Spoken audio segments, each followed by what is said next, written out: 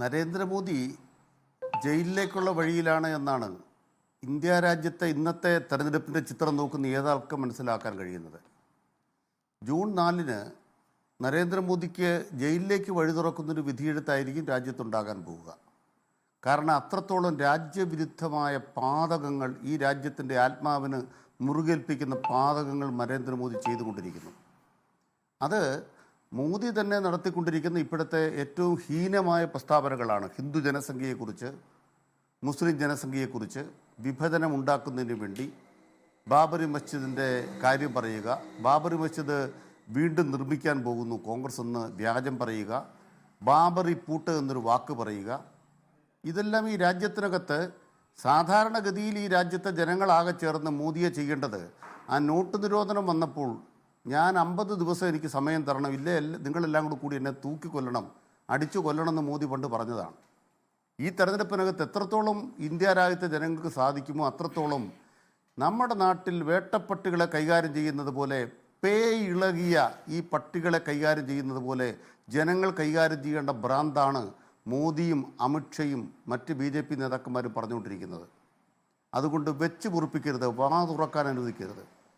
പക്ഷേ വളരെ വേദനാജനകമായ കാര്യം, തെരഞ്ഞെടുപ്പ് കമ്മീഷൻ എന്ന് പറയുന്നൊരു സാധനമുണ്ട്. കൂട്ടിലടച്ച തത്തയാണ് CBI എന്ന് പറഞ്ഞിരുന്നു. കൂട്ടിലടച്ച തത്തയായിരുന്ന CBIയേക്കാൾ വളരെ വളരെ നീചമായ രീതിയിൽ, ദയനീയമായ രീതിയിൽ നമ്മുടെ രാജ്യത്തെ ഇലക്ഷൻ കമ്മീഷൻ BJPയുടെ അതുപോലെ തന്നെ നരേന്ദ്രമോദിയുടെ സർക്കാരിൻ്റെ പിണിയാളായി പ്രവർത്തിച്ചുകൊണ്ടിരിക്കുകയാണ്. CBIയെ കൂട്ടിലടച്ച തത്ത എന്ന് പറയുന്നത് കോൺഗ്രസിൻ്റെ ഭരണകാലത്താണെങ്കിൽ ഇപ്പോൾ ED എന്ന് പറയുന്നത് എന്താണ് ചെയ്തുകൊണ്ടിരിക്കുന്നത് നമ്മൾ മനസ്സിലാക്കിക്കൊണ്ടിരിക്കുകയാണ്.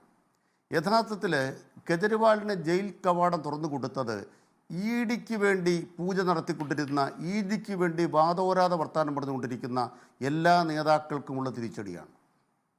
അത് കെജ്രിവാളിന് മാത്രം. ഞാൻ പറയുന്നത്, ഇന്ത്യ രാജ്യത്ത് ഇങ്ങനൊരു കോടതി വിധി വന്നിട്ടുണ്ടോ? ഒന്ന്, ജാമ്യാപേക്ഷ കൊടുക്കാതെ ജാമ്യം കിട്ടുക. ഇന്ത്യ ചരിത്രത്തിൽ ജാമ്യാപേക്ഷ കൊടുക്കാതെ ജാമ്യം കിട്ടിയ ഏക നേതാവ് കെജ്രിവാളാണ്. അത് നരേന്ദ്രമോദിയുടെ ചെകിട്ടത്തടിച്ചതാണ്. ഇന്ന് നരേന്ദ്രമോദി രാജിവെക്കണം, അമിത്ഷാ രാജിവെക്കണം, BJPക്കാർ ഈ പണി നിർത്തി പോകണം. കാരണം എന്താണ്? ജാമ്യാപേക്ഷ കൊടുക്കാതെ ജാമ്യം കൊടുക്കുക, വിശേഷാധികാരം സുപ്രീം കോടതി ഉപയോഗിക്കുക, അതിനായിട്ട് കോടതി വിധികൾ ചകഞ്ഞെടുക്കുക, ഗവേഷണം നടത്തുക. ആ ഗവേഷണം നടത്തിയ കോടതി വിധികളിലൂടെ എങ്ങനെയാണ് ഇൻട്രീം ബെയിലിലേക്ക് പോകുന്നതെന്ന് കോടതി കണ്ടെത്തിയിട്ട് കോടതി പറയുന്നത്, ഞങ്ങളിപ്പോൾ വിധി പറയാൻ പോവാണ് കേട്ടോ. എനിക്ക് തോന്നുന്നത് ജൂൺ 1-ന് മുമ്പൊരു വിധി വരാൻ പോവാണ്. ഈ കേസിനകത്ത് ജൂൺ 1-ന് മുമ്പ് അറസ്റ്റുമായി ബന്ധപ്പെട്ടൊരു വിധി വരാൻ പോവാണ്. ആ വിധിയുടെ ബാലൻസിനകത്ത് അപ്പുറത്തേക്കാണ്, കെജ്രിവാളിന് അനുകൂലമായിട്ടാണ് അതിൻ്റെ ബാലൻസ് ടിൽട്ട് ചെയ്യാൻ പോകുന്നതെന്ന് സൂചന നൽകുന്ന വിധം നിങ്ങളൊരു ബാലൻസ് ഓഫ് കൺവീനിയൻസ് കൊടുക്കുമ്പോൾ അപ്പുറത്താണ് അതിൻ്റെ ടിൽട്ട് ചെയ്യുന്നതെങ്കിൽ ഇപ്പം തന്നെ റിലീഫ് കൊടുക്കണം. അതാണ് law of balance of convenience. അതനുസരിച്ച് കൃത്യമായി law of balance of convenience കണക്കാക്കി, കൺവീനിയൻസ് എന്ന് പറയുന്നത് ഇപ്പോൾ മോചിപ്പിച്ചില്ലെങ്കിൽ പിന്നെ മോചിപ്പിക്കുന്നതുകൊണ്ട് കാര്യമേ ഇല്ല, അന്തിമ തീരുമാനം വരുമ്പോൾ എന്ന തീരുമാനത്തിലേക്ക് എത്തുമ്പോൾ എന്താണ് സുപ്രീം കോടതി കണ്ടിരിക്കുന്നത്? നിയമവിരുദ്ധമാണ് നടപടി. ഒരു മുഖ്യമന്ത്രി ജയിലിൽ കിടക്കുന്നു, ഒരാൾ ഇപ്പുറത്ത് വേറൊരു മുഖ്യമന്ത്രിയെ ജയിലിലിട്ടിരിക്കുന്നു. പിന്നെ മൂന്നാമത്തെ മുഖ്യമന്ത്രി എന്തുകൊണ്ട് പിടിച്ചില്ല എന്ന് ചോദിക്കുന്ന നേതാവിൻ്റെ പേരാണ് ബഹുമാനപ്പെട്ട സ്മൃതി ഇവിടെ പറഞ്ഞത്. ഈ മുഖ്യമന്ത്രി എന്തുകൊണ്ട് ജയിലിലടച്ചില്ല എന്ന് 2 കൊല്ലം മുമ്പ് രാംലീല മൈതാനത്ത് നിന്ന് വിളിച്ചു ചോദിച്ചൊരു നേതാവിൻ്റെ പേരാണ് സ്മൃതിയുടെ ഇവിടെ അവതരിപ്പിച്ചത്. മാത്രമല്ല, ED എന്ന് പറയുന്നത് കരുവന്നൂർ വന്നിപ്പോൾ എന്തോ ചെയ്യാൻ പോകുന്നു എന്ന് വ്യാമോഹം പൂണ്ടിയ ആളുകൾ നമ്മുടെ നാട്ടിലുണ്ട്. അന്നും ഇന്നും എന്നും എല്ലാം മുഖ്യമന്ത്രിയെ വേട്ടയാടുമ്പോഴും, മുഖ്യമന്ത്രിയുടെ മകളെ വേട്ടയാടുമ്പോഴും, കരുവന്നൂർ പറയുമ്പോഴും, CPMകാരെ വേട്ടയാടുമ്പോഴും ഇങ്ങ് വരട്ടെ, നീതി നടക്കട്ടെ എന്നെല്ലാം പറഞ്ഞുകൊണ്ട് ആക്രോശത്തോടുകൂടി ഇന്ത്യ മുന്നണിയിലെ ഘടകകക്ഷികൾ, അതിൻ്റെ ഭാഗമായ CPMനും ഇടതുപക്ഷത്തിനുമെതിരെ കുരച്ചു ചാടിയ മുഴുവൻ പേർക്കും മോഹമടച്ചടി കൊടുക്കുന്ന ഒരു സുപ്രീം കോടതിയുടെ ഇടപെടൽ എന്ന് പറയുന്നത് വളരെ അഭിമാനത്തോടെ കാണുക. ഒറ്റ വാക്കുകൂടി ഞാൻ പറഞ്ഞ് അവസാനിപ്പിക്കാം.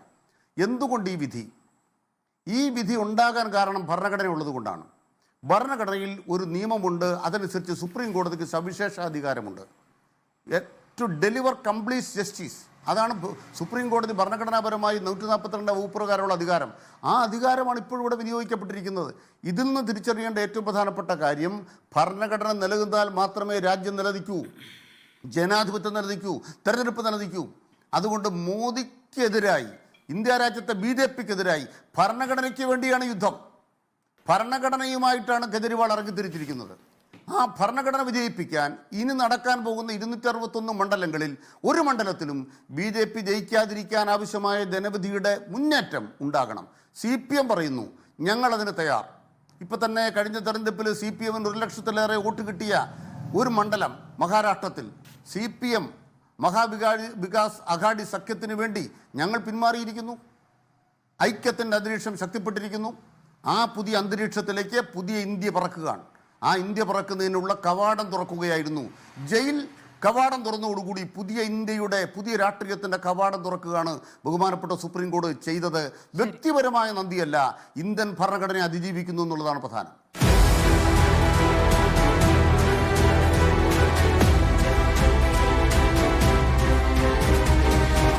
ഡിബേറ്റ് വിത്ത് സ്മൃതി പരുത്തിക്കാട്.